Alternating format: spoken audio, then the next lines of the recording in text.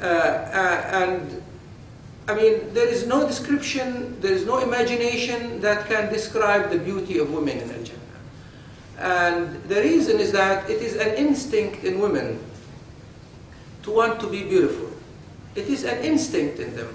I mean, look at, daughters, as soon as they are like 13, 14, 15, you find her always in front of the mirror, combing her hair, wanting to put makeup like her mother, etc. Even at home, you know. This is an instinct in women. They like to be beautiful, and Allah Subhanahu wa Taala has actually described the beauty of women in the Quran and Prophet Muhammad Sallallahu Alaihi Wasallam in a way that leaves no doubt in any woman's mind that the ultimate beauty that she is dreaming of, she will get there in Al-Jannah. And women have such a strong instinct in this worldly life to want to be beautiful and to actually see men making them know that they realize their beauty, to the extent that some women go and advertise their beauty in the streets. You know, you find so many women not wearing the hijab, wearing tight clothing, putting all kinds of makeup, you know, because she just wants men to see her beautiful, and she doesn't mind what that would do to the hearts of men. What would that do to the society? What would that do to her in the day of judgment when she gets placed in the grave? Allah subhanahu wa ta'ala told women, show your beauty to your husband, but cover it from the people outside, and in return for that, you are going to get all of the beauty that you want in Al-Jannah. This is the promise. Allah subhanahu wa ta'ala addressed that instinct for women. When you read the Quran and you see the description of beauty, it's really remarkable. And all that is to assure women, you know, please don't let that instinct that you have lead you to the hellfire. Cover your beauty from people who are not supposed to see that beauty. Let it only be for your husband. And in return for that, you are going to get all far and beyond even what you can think of, inshallah, in Al-Jannah. Otherwise, you know, women could go and advertise their beauties in the street for as long as they are young. I mean, there's going to become one day when they will be old. Whatever they advertise, it's not going to become, attracting people anyway.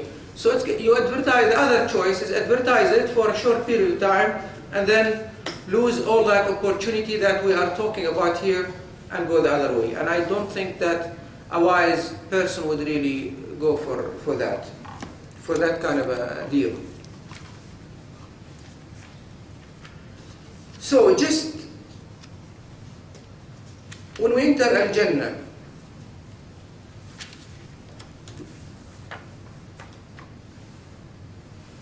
the people who would be entering Al-Jannah without hisab, without reckoning, without taking account will be, of course, the first people to enter Al-Jannah will be the prophets, the righteous. But now, from the ordinary people, the first nation that enters Al-Jannah is the nation of Prophet Muhammad sallallahu alaihi wasallam. And the first people who would enter Al-Jannah are those people who qualified to enter Al-Jannah without any taking of account, without hisab. These are the originally 70,000 that Allah subhanahu wa ta'ala has increased them many, many, many times more that we want to be amongst. Those are the people that we want to be amongst. Prophet Muhammad sallallahu alaihi wasallam tells us that they will be entering Al-Jannah one line. And there is a hadith that says that it will be arm to arm, one line. And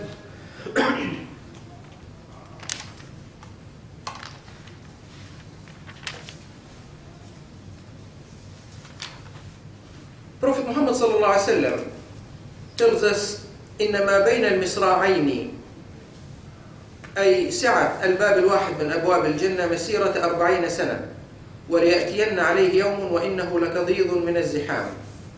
In one of the hadiths, Prophet Muhammad ﷺ says that the width of each one of those gates of Al-Jannah will be equivalent to 40 years travel. 40 years travel. I mean, you already talk about millions of kilometers. And we just need to imagine, we need really to remember that everything in Al-Jannah is going to be better. And whenever we talk about what happens after death, whenever, it's only like snapshots, indications, but the real thing is far, far better, far, far, more pleasant. So those people who will be entering Al-Jannah without hisab, they will be entering one line, holding hands. I would like to ask you a question here. Can you think of someone that you would like to enter Al-Jannah holding hands with him? Can you think of someone, you'd say, imagine yourself that you are now there and holding hands. Who would you like to be holding hands with as you are entering Al-Jannah? Whoever you have in your mind, make sure that he is on the same right path with you. If you like to be holding hands with the husband, with the wife, with the children, with the parents, with the friends, make sure that you are together on the right path. Make sure that you are together on the right path. And inshallah, Allah subhanahu wa ta'ala will make your wish come true. And you will be holding hands with your parents, with your wife, with the husband, with the children, entering Al-Jannah together, inshallah. Also, who would enter Al-Jannah first? The poor people or the rich people?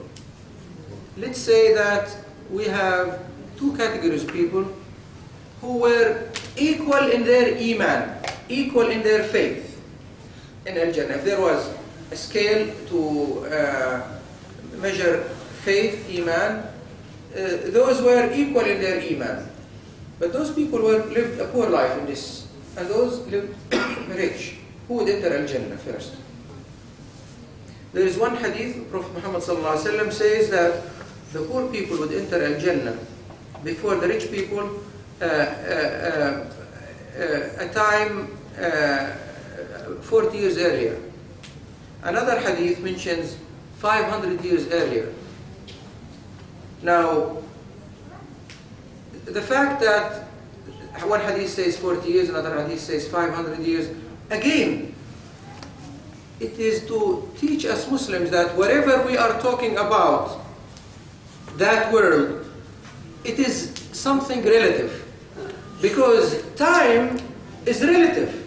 We measure time here by the sun and the sunlight and sunset and all that.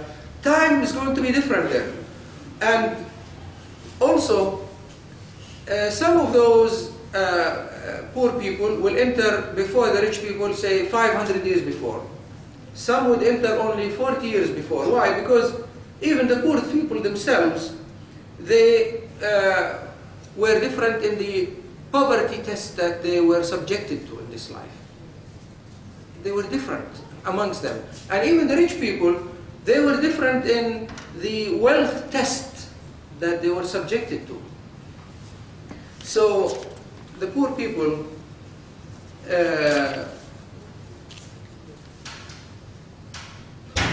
I made a mathematical calculation here. 40 years travel. 40 years. They enter 40. When Prophet Muhammad ﷺ said that the width of one of the gates of Al-Jannah is equivalent to 40 years travel.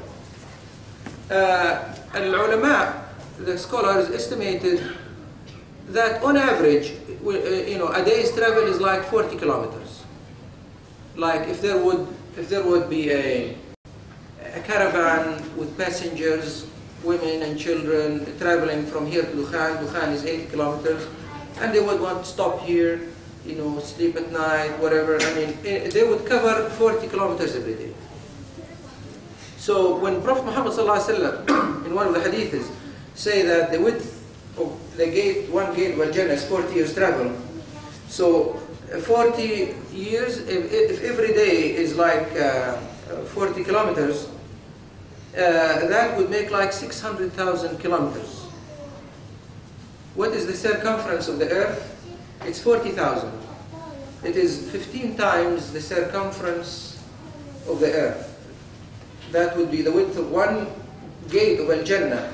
And yet, I think when you look, in reality, it would be even still better and bigger and everything. So it's just to make people imagine that it's going to be so wide. These are the poor people who are going to be honored in the next life, and in big gatherings like in masjids, etc., when we have poor people as well as rich people, when this talk goes on the YouTube and you have poor people listening to it, we like to tell the poor people, this is a test to you from Allah. If you've done your best in life to get rid of that property, you've done everything you can, everything you reasonably can, but you couldn't get rid of that property, and yet you said, I am not going to do anything that displeases Allah, I am not going to steal, I am not going to cheat, and you persevered, and you persevered. If you are a person in this life that has been ignored by people, people ignoring you because you're poor has been bothering you, I would say, brother or sister, hang on, hold on, remain on the straight path, continue to try to get rid of that poverty through, lawful means, but if you just cannot get rid of it, and this is a fact of life, don't do anything sinful in order to get money, because Allah subhanahu wa ta'ala in Al-Jannah will compensate you for that. And it's a short life.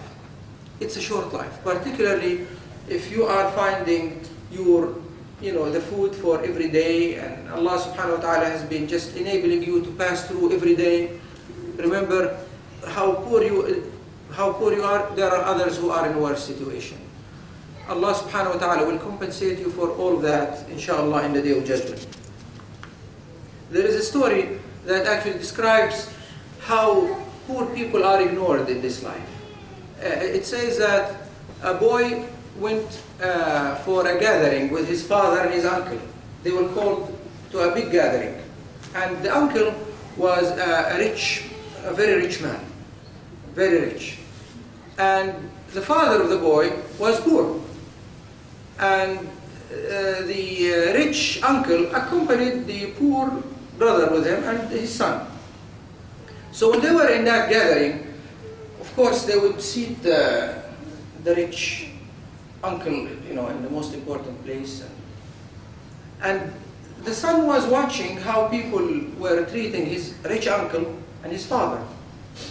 And then, the son saw that his uncle sneezed, sneezed.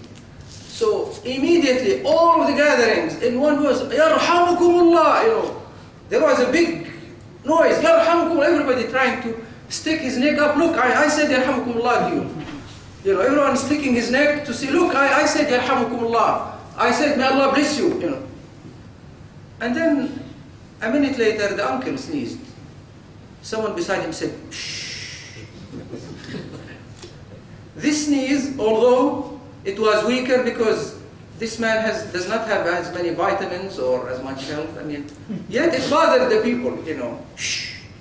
So the son asked his father, he said, why did they compliment my uncle in such a loud voice, and when you sneezed, nobody complimented you? He said, they complimented each one of us according to how much money he has. And your uncle has money, they competed in who would compliment. I have nothing, so I got nothing in this life. The poor people will be compensated for that in the day of judgment, and they will enter Al-Jannah before the rich people. Now, this does not mean that there will be no rich people who will be ahead. These are just general rules, but there will be some rich people, like Uthman ibn Affan, who was very rich, and we know what he used to do with his money. But what we are giving here, of course,